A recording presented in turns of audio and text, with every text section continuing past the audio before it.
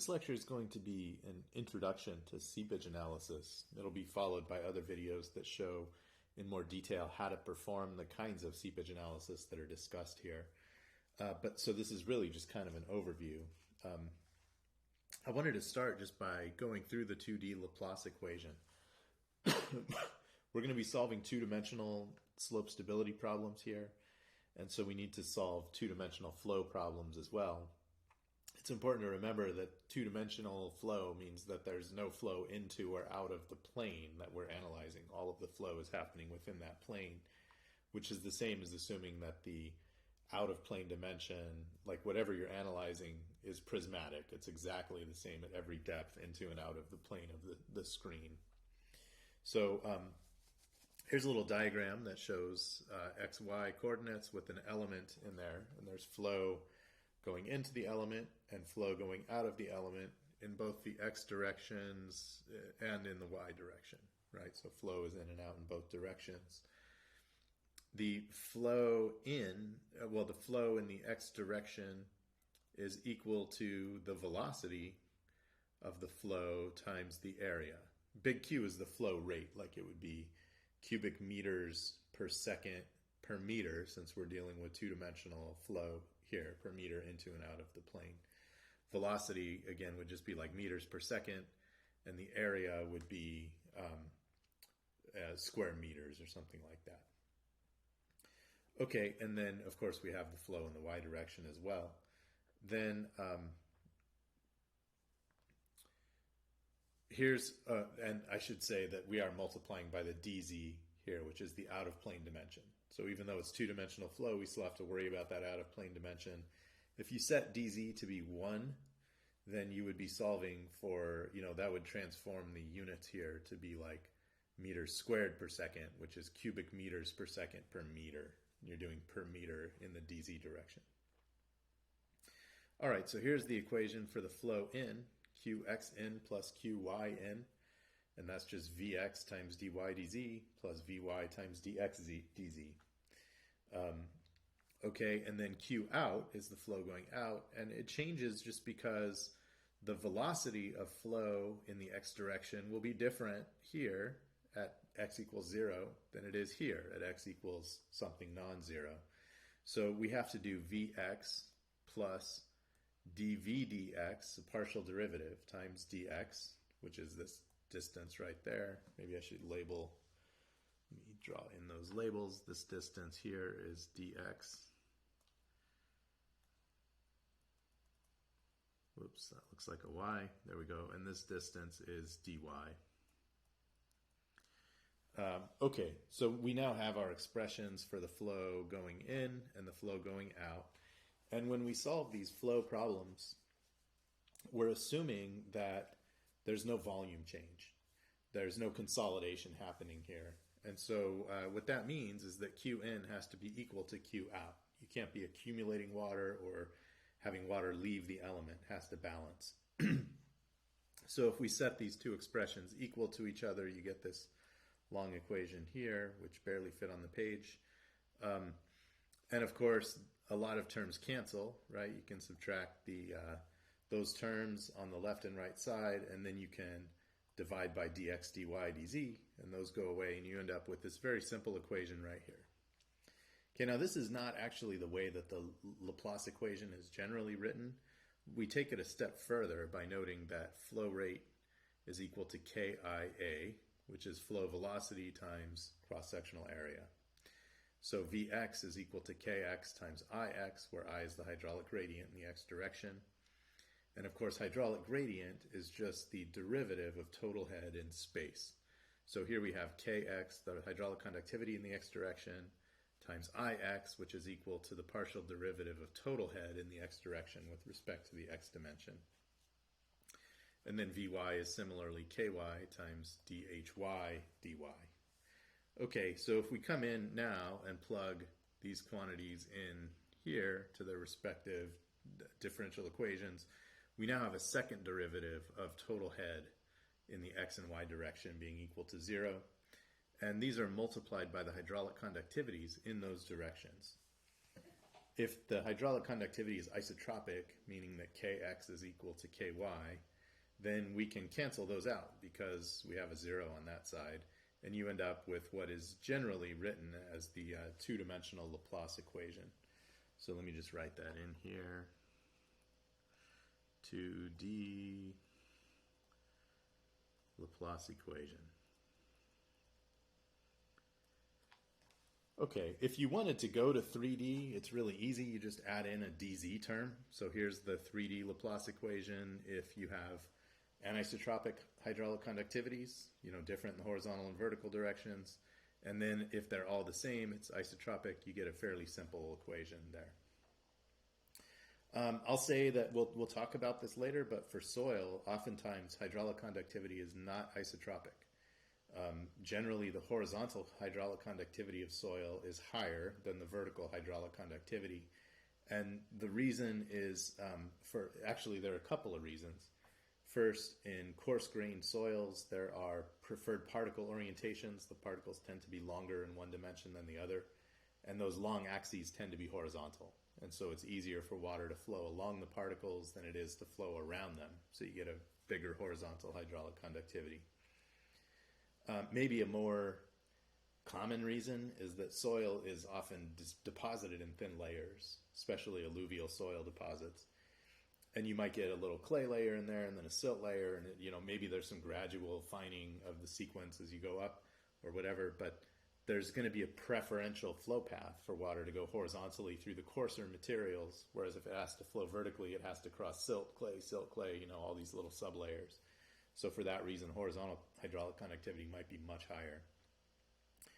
We can easily solve for that numerically. There are ways that you could put in a hydraulic conductivity input material property that's different in the horizontal and vertical directions, and we'll take a look at that when we get to finite element seepage analysis. So let's move on now and look at some solution methods. Maybe the most old-fashioned solution method that's hardly ever used anymore is the flow net. So here's an example where we have this kind of levee or earth structure that's holding back water, and we have a reservoir up against the earth structure, and then there's the water's right at the ground surface on the other side of the structure. And this is a problem that you should be somewhat familiar with and know how to solve from undergraduate soil mechanics. You would draw first the top flow line, which is also the phreatic surface. That's where the pore pressure is zero. Then you can sketch in some other flow lines in here. I'm just drawing 3 flow lines. And then you have to draw the equipotential lines. And an important aspect of this is that the flow net is a graphical solution of the two-dimensional Laplace equation. And what that means is that if we have Kx equals Ky, if it's isotropic, then the grids defined in the space between the flow lines and the equipotential lines have to be square. And I put square in quotes here. What that really means is that you have to be able to draw a circle inside of each region. If it gets to be an ellipse and it doesn't quite fit in a circular way, then your flow net is not right. So you may be looking at my flow net pointing out some pretty non-square regions, like that one looks too tall, right? It's okay. Nobody can draw a perfect flow net, and it's hardly ever done anymore anyway. Okay, now if you want to implement this in a slope stability code, right, the reason we're solving the seepage problem is to figure out the factor of safety against failure of this levee, and it would probably tend to fail in this direction, for example, and we're assuming that there's just like a rigid impermeable layer right there. And the reason for that is that the seepage force is going from left to right. So it's probably not going to fail this direction, it's going to go this way. So anyway, we want to know, what is that factor of safety? Is it going to be safe or not? So the way you would have to do that is to draw your flow net, right? That's the first step. That's already an impossible step. You can't get a perfect flow net. Anyway, you can get something that's reasonable. Then you would have to compute the total head or the pressure head or the pore pressure at various grid points. So for example, here's a grid point 1, 2, 3. You could keep going and drawing more and more grid points. And then you would have to organize all that information into a text file, like a comma-separated value file that you can output from Excel or something like that. So each program may have its own different method for importing a grid.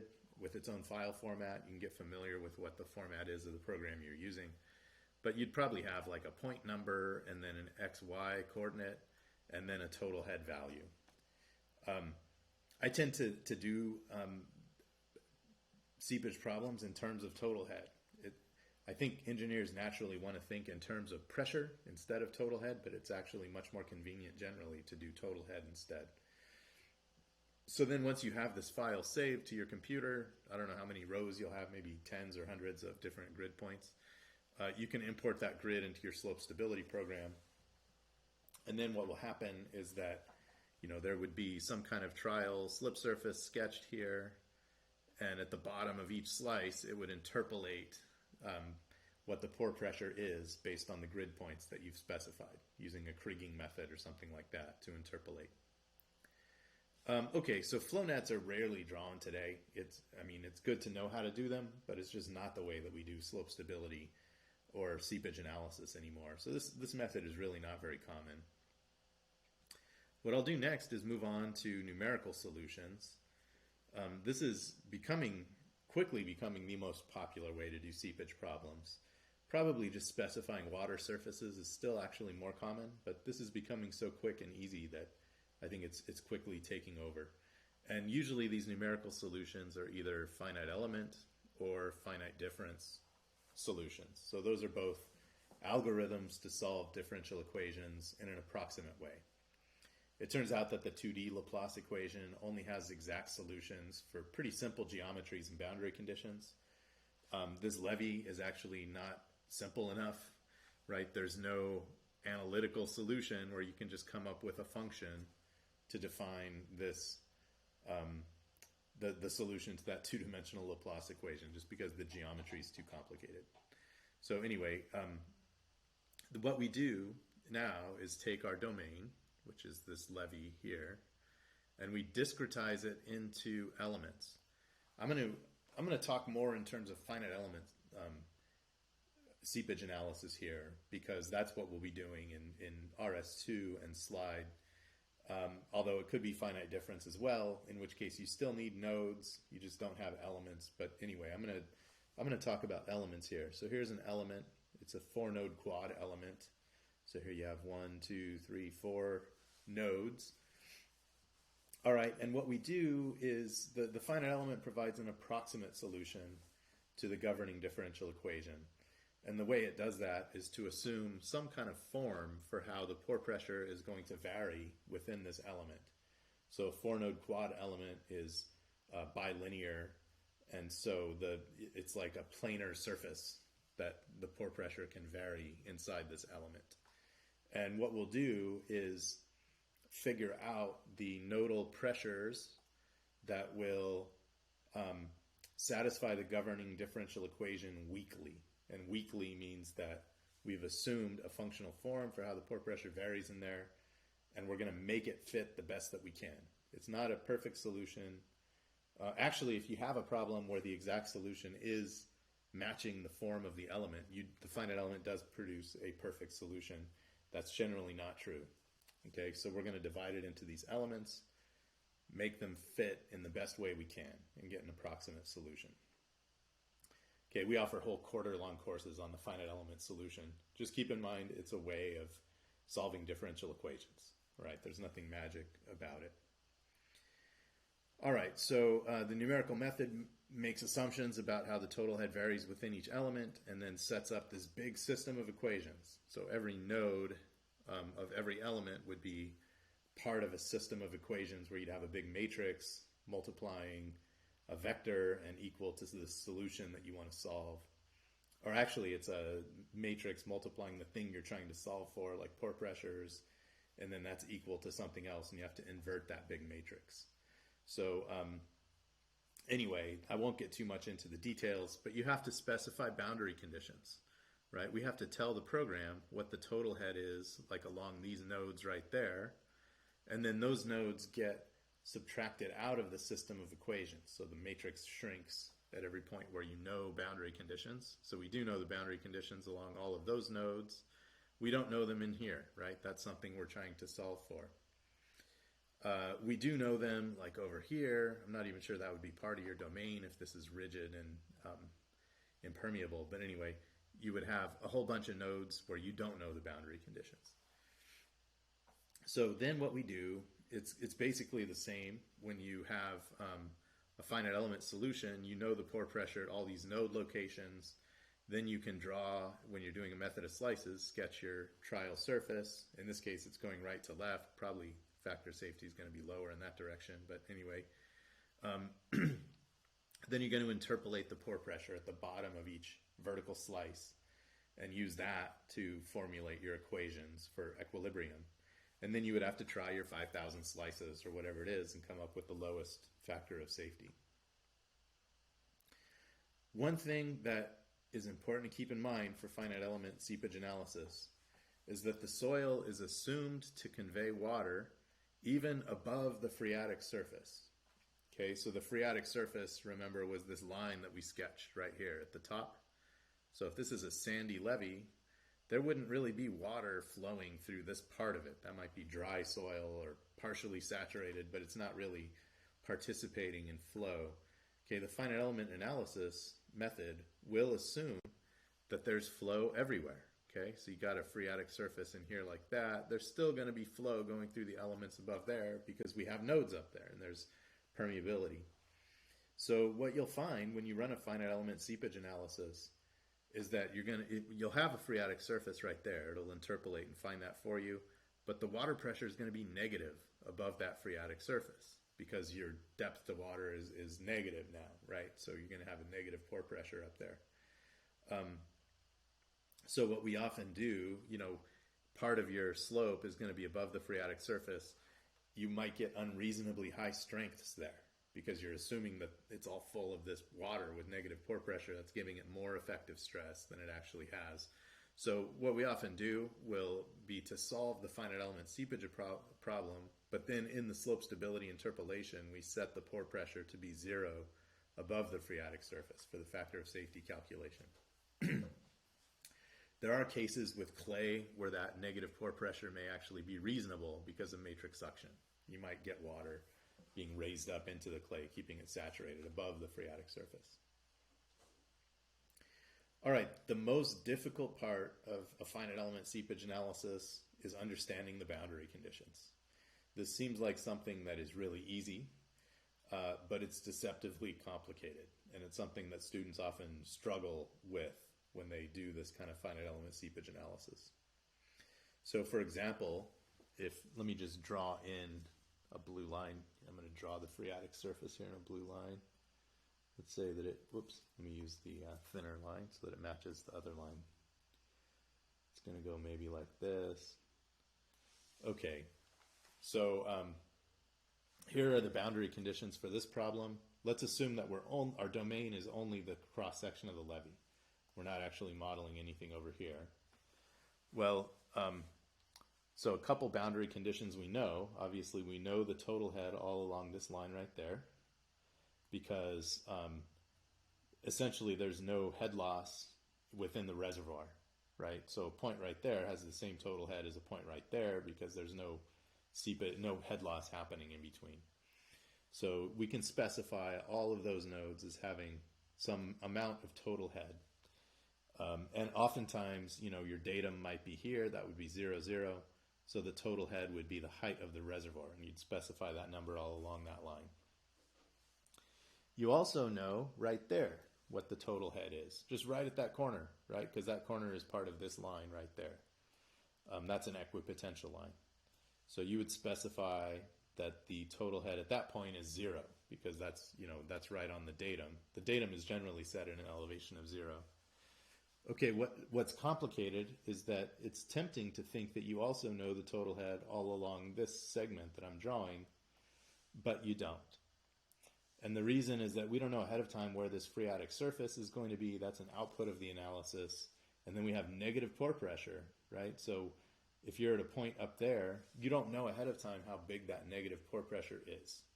So actually, there's an option in slide where you can specify little question marks all along this boundary and tell it to solve for the total head and the pore pressure and everything at those locations. So you can see how it starts to get a little bit tricky. Here we've got a free surface where it's tempting to think that we know the total head or the pore pressure, but we actually don't. So that's a hard thing. It's the hardest part, knowing the boundary conditions. Also, engineers tend to think in terms of pore pressure, right? It's more natural for us to think in terms of pressure because that's the thing we need to solve to get effective stress. But when you're doing seepage analysis, total head boundary conditions are easier. So you should start thinking in terms of total head. Here's an example that shows why. Okay, here's that levee. If we were to do a pressure boundary condition, we would have to specify a ramp load here, right? The pressure is 0 at that point, and then it's bigger right at the bottom corner of the levee because that's underneath all of this water. The height of the water to those points is changing as you go along the levee. Therefore, the pore pressure is changing. Now you can do that. You can easily go in and put in a ramp load into slide or RS2 and it will give you the right solution. But look at this. If we do a total head boundary condition, it's constant, right? The total head is constant all along that line. The total head is also constant all along that line. So if you were solving a problem where there might be seepage going underneath, it's really easy just to pick that whole segment and say the total head is 5 meters or whatever it's going to be, or that whole segment. So in thinking in terms of total head, you can save yourself some effort here. And oftentimes when you specify the boundary conditions, the program will sketch in a reservoir if the total head's higher than the ground surface. So anyway, we can take a look when we get into the software. All right, the last method that I'll talk about is sketching water surfaces. And this is actually probably still the most common method, and we'll definitely do it this way just to get used to it. So if we specify a water surface, basically what that means is that we have to draw a line all the way across the full width of the domain, telling us where the water surface is. And drawing it all the way across the entire domain is required. All right, you can't just draw a water surface right there. The program won't know what to do. What happens is that the program is going to compute the depth below that water line and compute the pore pressure based on that depth. So if you only specify it here, then if you have a point over here, let's say your slice is like that, and you got a slice there, it has no idea how deep that is below the water table because you didn't finish specifying your water surface. Even this part right there, you have to specify it right at the ground surface. So really important thing, your water surface has to span the full width of your domain. Can't be part of it. Now one thing is that at point A right here, the pore pressure is not equal to the depth to the water surface times the unit weight of water. Okay, it's tempting to just say, oh, point A, the pore pressure must be ZW times gamma W. Okay, the reason why that's not true is that there's actually seepage going on, right? And you might have some equipotential lines that go like this. So in that case, the total head at point A is actually determined by this point on the phreatic surface, not by this point, right? So ZW times gamma W is only going to be equal to the pore pressure if the phreatic surface happens to be horizontal above that point. So we have to make some assumptions about how to adjust the pore pressure to account for the fact that the phreatic surface is sloped or curving. So one way to do this is to specify this H sub U term, and this is what happens if you specify a piezometric line using the program slide. If you're going to do a seepage analysis and you want to do piezometric line, it'll ask you what is H sub U, and I think by default that number is 1. In general, it's going to be less than 1 if the water surface, if the total head's decreasing as you move through your domain.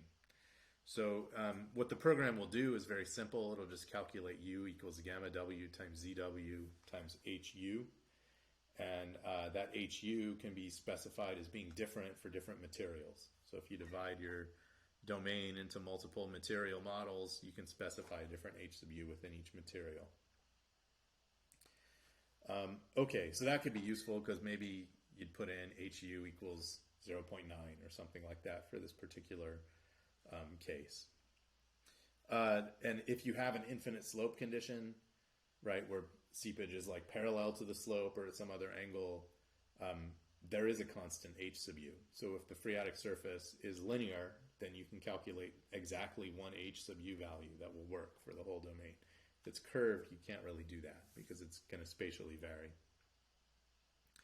All right, so another assumption that is sometimes made in different programs is that it will compute h sub u for you based on the geometry of the phreatic surface above the point of interest. And I don't think that slide does this, although I'm not sure whether it does it or not if you use the water table option. We'll see when we get into slide, there are a lot of ways of specifying water surfaces, and they do different things, and it can be a little confusing. So if we have a linear water surface like this, that's inclined at an angle theta, and we have a point right there where we're interested in computing the water pressure.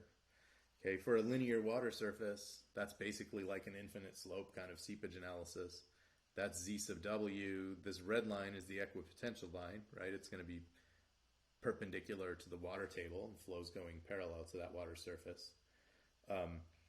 Therefore, we would want to compute the depth right there, which is ZW times cosine squared theta, right? If this is ZW, then that length is ZW cosine theta, then that distance is ZW cosine squared theta.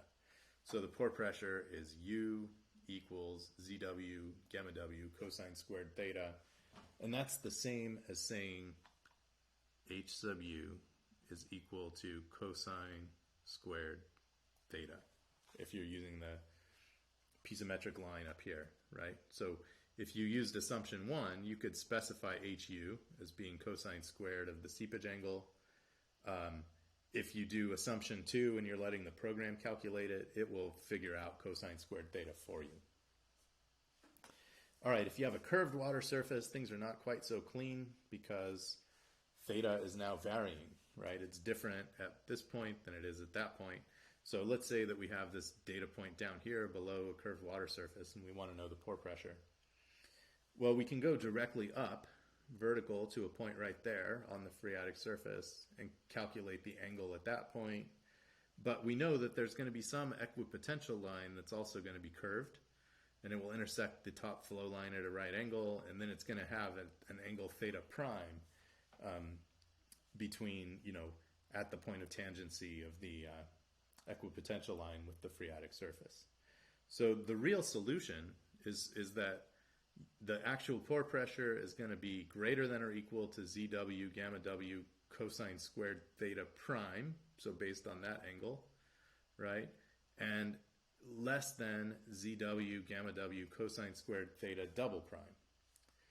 And that's if the water surface is concave down, like I've drawn here. If it's concave up, then the opposite would be true. Okay, but what we typically assume is that U is equal to ZW gamma W times cosine squared theta double prime. And the reason, there's two reasons. One is that it's conservative for concave down surfaces, right? So if you're at that point, you can go up here, get the slope at that point, calculate H sub U that way. The other reason is that we don't actually know the position of this equipotential line, so we don't know the position of that other point where we get theta prime. We only know the position of the point where we get theta double prime. So as a practical matter, we just compute it at that point since the position on that water surface is known.